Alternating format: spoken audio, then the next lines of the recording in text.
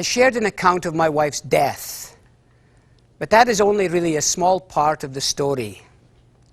Because Carolyn didn't just die. For years before that, she had lived. I found it helpful to tell the story not only of her death, but of her life. I remembered how we met in university, and how for me, it had been love at first sight. The moment I saw her, I thought, this is the woman I want to marry. Unfortunately, Carolyn had needed a bit more persuasion that I was in fact the man of her dreams. So I had to use all my powers to try to get her attention. I could tell you many stories of those escapades and the wonderful days of our courtship.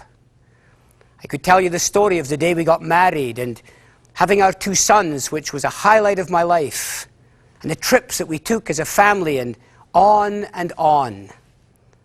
Every life tells a story.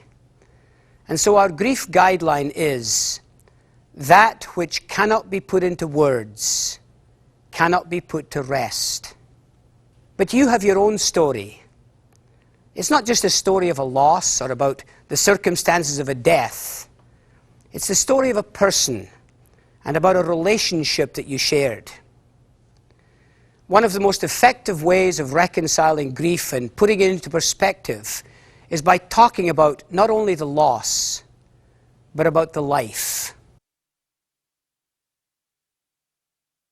I met my wife actually in college. It was a very interesting story because she was in front of the class, and I kind of overviewed all the ladies up there, and I just honed onto her. She was just one of those things when you get hit by lightning. She kind of hit me by lightning as such, and I knew that was the one I wanted to go and meet with her. I asked her, did she do her homework? She said, I never do homework. So it was quite a, so I said, would you like me to help you out with that? Sure, go ahead, she said. It was very, very nice that way. And what happened, actually, she was getting better marks than I was. So that was our little joke. I was the one doing all the work, and she was getting all the credit and all the lovely marks on it. People just gravitated to her. I always say, to know her was to love her. When in a room, after you spoke to her for 5 or 10 minutes, she just made it out as you were the most special person in her life. And I felt very special when I was with her, and she made me special. I was in the Far East, and I found out that she was sick.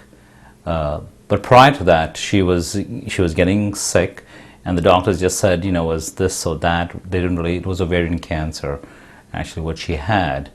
And it was 6 months after the fact that when she finally found out, I was away and I really could not come back till after the operation. So she had a full hysterectomy.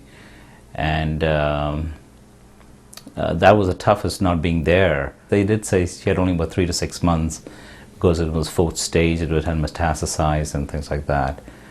But I wouldn't give up. I did all the research and all that, and she lasted for a good 5 years. I looked after her, yes, everything, including her injections and her intravenous, her chemotherapies and all. I was giving it to her at home, and I thoroughly enjoyed it. Because in a way we were spending 24/7 with each other. Every day was almost like a whole year, and I did. Have a lot of affection and love for her, so it wasn't a chore or anything of that sort. It was pure love, and I just did it. She was getting tired of all the chemos and the radiations and all that, and so she was on morphine 24 hours a day, and she had said, I think this is it. We should not go for any more treatments. So it was a very interesting.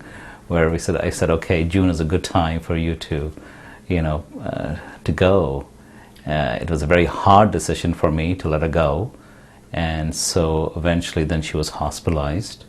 It was within a month she did pass away. I was with her during the last hour. I was alone with her in the room, and I didn't think she was going to go because they said she was very strong and things like that at that time. And I think she waited till I came home, came back to the hospital room to, to say goodbye. I think people do have a say in the exact moment they can leave this earth. Her last 5 or 10 minutes, she was breathing badly, and we gave her oxygen, and she was taking it out from her face. So I went close to her. I said, "You want to go, right?" And her heart rate actually was coming up again. She was getting very, very strong, and she said yes. She nodded, and I said, "Why don't you go?" And within 3 seconds, she was gone.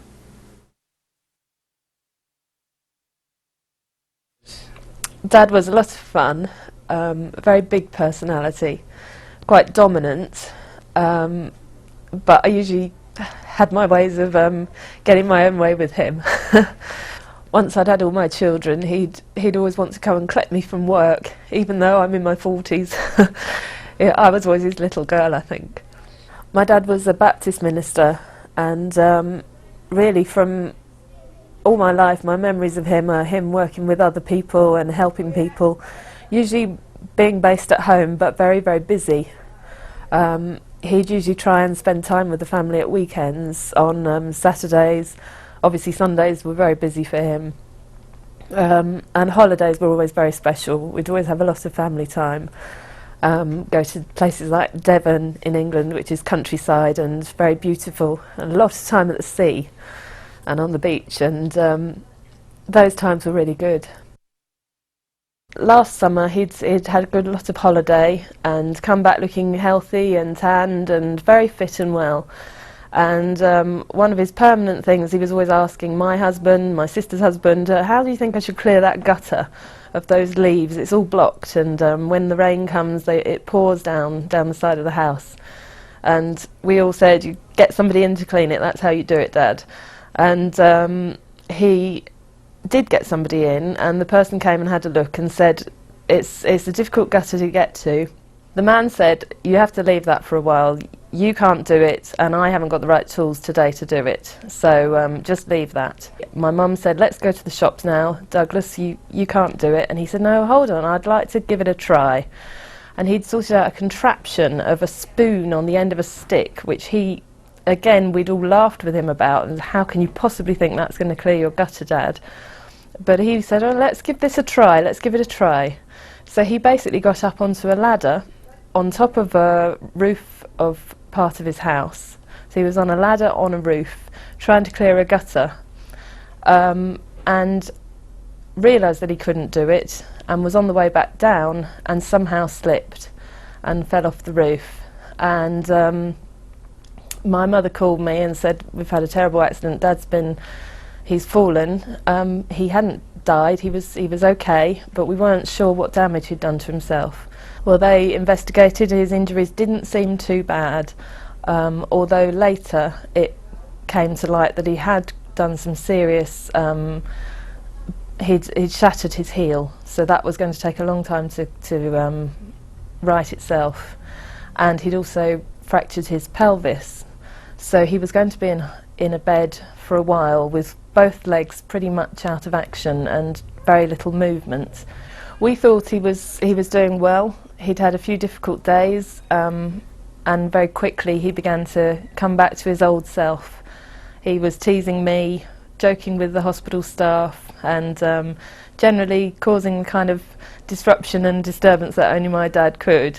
I went to visit him on a Friday when he'd been in pretty much 2 weeks, and had a nice visit.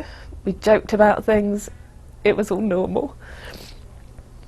When I left, he and my mum were together, and it felt so normal, just life was as it should be.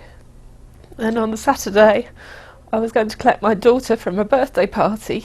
It shows how normal things were, because I didn't actually plan to go in that day. In actual fact, there'd been a blood clot that had been forming. He didn't have a heart attack, but the blood clot had reached his lungs, and when we got to the hospital he'd already been dead for about an hour. My husband was Very, very quiet, very, very sweet. Never really wanted to be in the middle of anything. He put me on the pedestal. He was the quiet one. I am the talker. He had a very warm personality. Because what I remember first was not a hot kiss, but a gentle pat on my hair. That pat, for the rest of my life, I can still feel it. And that sums it up. Very gentle. I got the breast cancer in 2003. Tumor was removed. Should have been fine. Then all of a sudden it came back. And when I went back for the second time for chemo, this is when my husband noticed that his breathing wasn't proper. But did not tell me anything. Didn't want to worry me. Didn't want to go to the doctor. Because if something happens to me, he didn't want to go on without me. That's how he neglected his own well-being. Okay? That's the kind of guy he was. And then got Christmas that year, that he coughed funny. I said, you know what? You're going, like it or not. If you would be smoking, I would say, this is a smoking cough. Quit smoking. But he quit 20 years ago. So we went. Sure enough, it was cancer, lung cancer. Detected in January, died August 10th. I was supposed to be the one on the way out. Okay? And I killed myself for what will happen to him, what will happen to him without me. Well, it turned completely the other way. He left me behind. But then the time came where they said, you know, there's nothing we can do for him anymore. Palliative care would be the thing. And I moved in with my husband for 9 weeks, day and night, 24 hours. They put a bed beside his. I was there for him, looking after him. The nurses didn't have to do anything with him. It's all my responsibility. I gave him the medication. I bought the fresh bedding in. I took care of him. And the miracle, most people in the hospital, they go down, down, down. My husband gained 23 pounds. 23 pounds. And we thought, wow. And the weekend we were supposed to go home for the first time, just for the weekend to see how we were doing. The doctor said, well, we have to check him out once more before I let you go. Medication, everything was ready to go. Well, he turned around and he said, you're not going anywhere. I can hear water in his lungs. And that was the beginning of the end. And it went real, like within a week, I think those 23 pounds were gone. But when the moment came that he left me, I was asleep. But I really got so disappointed in me and guilt-ridden that I was not there in that moment.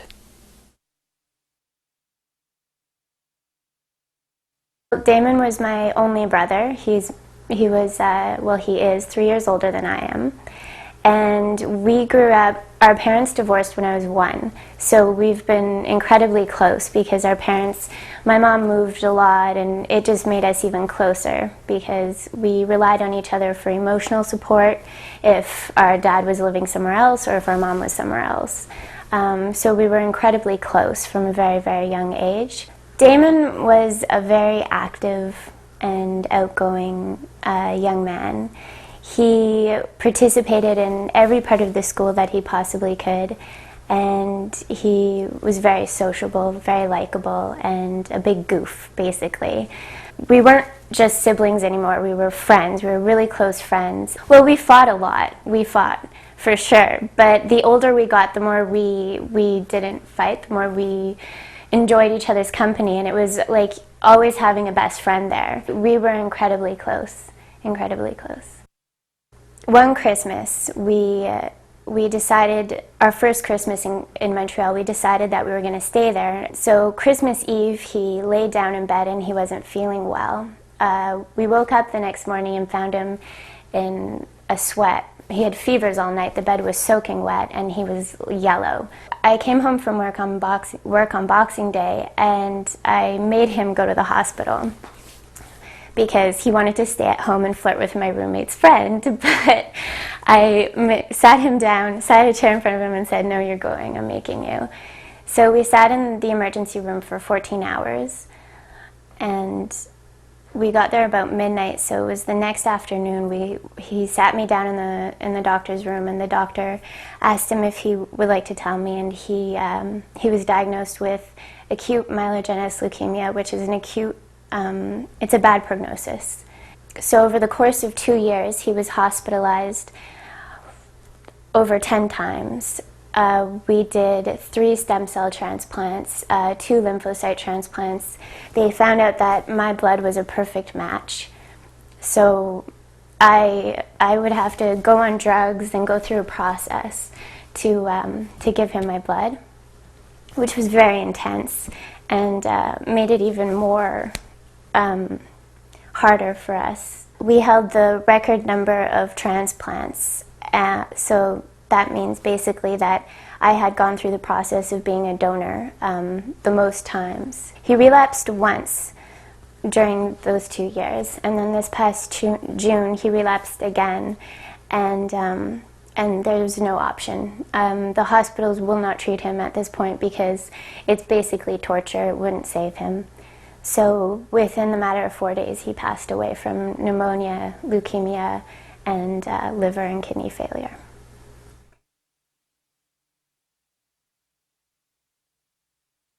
Well, the loss, of course, is my son Michael. A wonderful young man, always dreamed of being a pilot. I think he first brought that up when he was 5 or 6 years old. And he lived out his dream. Very kind individual, not an aggressive individual at all. Didn't have an enemy in the world. And then was stricken with this horrible disease of depression, and it slowly ate into him over a period of 4 or 5 years, and it eventually took his life. Michael was always, as I say, a very timid individual, didn't necessarily like to take the bull by the horn. He had a wonderful job, and right after 9/11, of course, the aviation business took a downturn in Canada, or right across the world. The small company he was working for didn't need his services anymore. They cut back tremendously. And from that day on, I think Michael probably lost hope completely in finding another job, because it is difficult. And I think from that day on, he slowly started to slide, depressed that perhaps he would never get another job again. I did recognize the disease. I have seen it before. And at that particular point, I started to interfere. And I don't think he was all too happy about me interfering or trying to bring up the fact that he was depressed. We spoke a lot.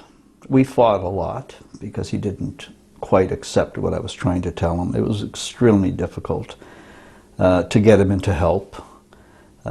It took a good 1.5 years, almost 2 years, before he recognized it on his own. And one day, virtually approached me and said, "Dad, I need help." What Michael did need was medication. And unfortunately, there was not sufficient support in my immediate family to have or to put Michael onto medication. It was more of a battle. My spouse, a very religious woman, to the point of being a fanatic, did not quite agree with medication. She thought that prayer alone was going to heal Michael. I think to any logical person, you could clearly see that although prayer is a big help, prayer alone was not going to help Michael. And it required the assistance or the contribution of both parents to put Michael on a good healing program, shall we say. Unfortunately, He stopped taking the medication, and shortly after that, he took his own life.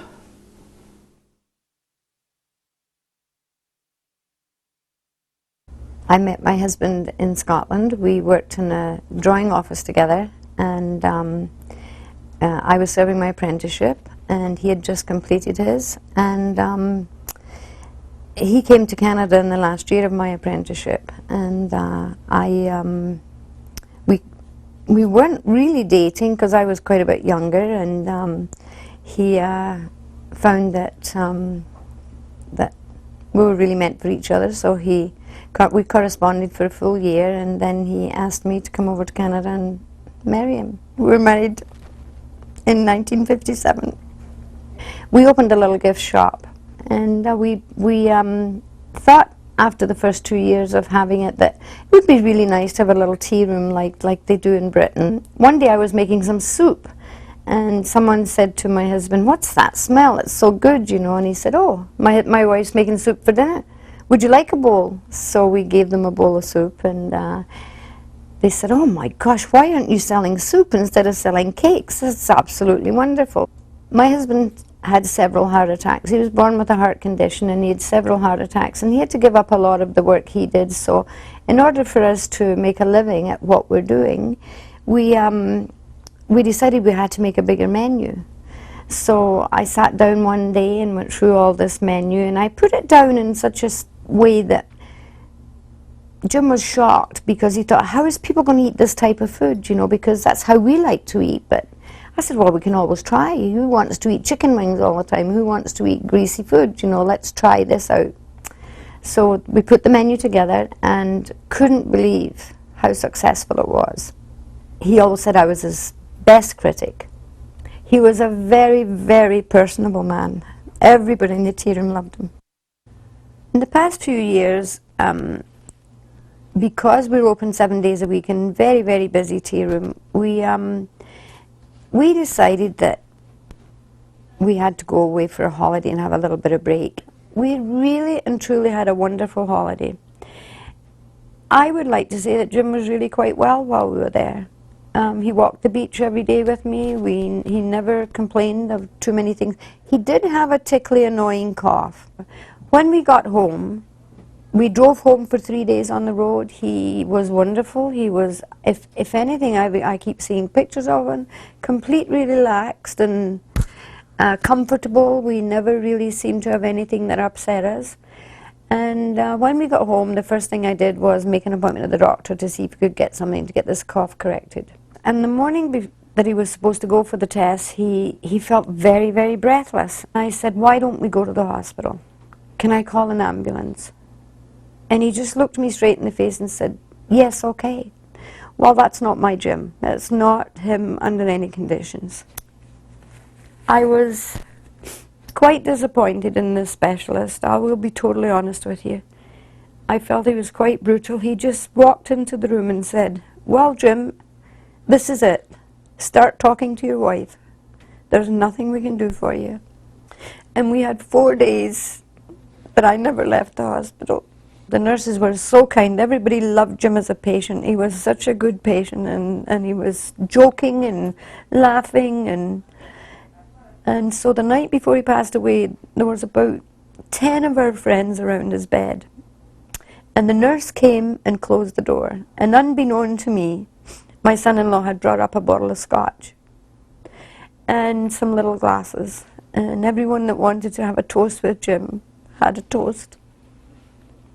And he just turned around and looked at everyone and he said, this must be really hard on all of you. He said, sitting watching something so beautiful fade into the night. So everybody started to laugh. And the next morning, the doctor came in, and Jim said to our doctor, who we've known for many, many years, did you bring my Christmas present? Because you know I'm not going to be here for it. And my doctor said he'd never seen such a graceful death. He seemed to be ready. Grieving people have a need to retell the details of their loved one's final months or weeks, days and minutes. Telling your story helps you to acknowledge the death. It makes the unbelievable more believable. But it also helps you to understand the death, helping you to make sense of something that seems to have no meaning. The exact details will also be important, for by recalling them, the survivor holds on to the person and verifies their existence. It also serves to make sense of something that doesn't make any sense by putting it into a context. That which cannot be put into words cannot be put to rest. Telling the story helps to acknowledge and understand the death, which is an important milestone in reconciling your loss. Grieving people often need to review the relationship they shared with the person. This may include aspects such as the companionship, the affection, and the shared goals, conversations that were shared, anecdotes and humorous incidents. Where do you begin to tell the story of a mother? It would take a lifetime. All the memories of childhood, the things we did, the places she took me, all the mother-daughter heart-to-heart, as well as the times when she was upset with me. Well, we won't get into that. By telling the story, the person affirms the meaningfulness of their loved one's life. Others can assist this process by adding memories, telling of incidents or of examples of the person's character and personality in situations of which the grieving person may not be aware. Every life tells a story. Now, I believe it's very important to say that if someone is not ready to talk, or if someone doesn't want to tell the story at that time, that their wishes should be respected and validated. Talking isn't the only way to express things. Words can also be written in a journal, and memories can be recorded in a scrapbook, or on a memorial DVD, or by creating a website. There is no one single way to express the feelings that we feel, but whichever vehicle we want to use, conveying our thoughts and feelings is important in order to help us come to terms with what has happened.